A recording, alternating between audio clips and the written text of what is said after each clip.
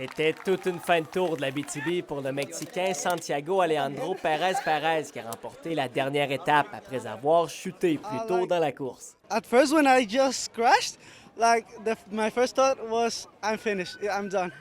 I don't want to continue. Then I asked for how was my bike, and when they told me it was fine, I decided to keep going, to try to finish it at least. Comme lors du Tour des femmes, les Canadiens se seront démarqués. Le Québécois Simon Gaudreault a terminé premier au classement par points et Carter DeVere de l'équipe canadienne a remporté le maillot brun de meneur au temps. My team behind me, it was almost impossible to lose it. It was such a strong team and a great team that worked well together. And yeah, I feel like we did really well and yeah, super happy to come away with the win. Je suis quand même vraiment content. C'est sûr que c'est dommage parce que j'aurais aimé ça aussi avoir le maillot brun du meneur de la course au complet. Mais bon, j'ai quand même fait 3 podiums, là, puis c'est ça qui m'a permis d'aller chercher le maillot orange. Le Tour de la relève, en plus d'une démonstration de paracyclisme par les médaillés canadiens Joseph Vachon et Étienne Maillet, est également présenté dimanche.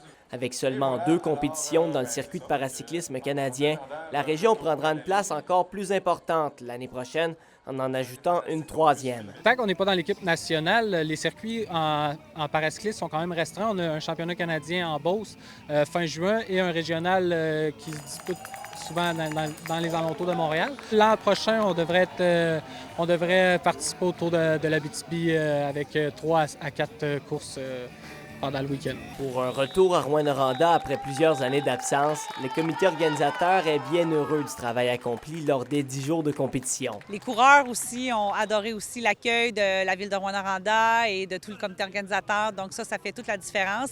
Et comme vous avez vu jusqu'à la fin, hein, ça s'est fini avec une finalité qui s'est différée à tous les jours. C'est très intéressant comme course. Là. Avec le succès de cette 56e édition du Tour de l'Abitibi-Glencoe, le Tour reviendra l'année prochaine, ici même à Rouyn-Noranda. Il reste juste à voir quelles épreuves constitueront les 7 étapes du Tour masculin et les 4 étapes du Tour féminin. William Maillet, RNC Nouvelles, Rouyn-Noranda.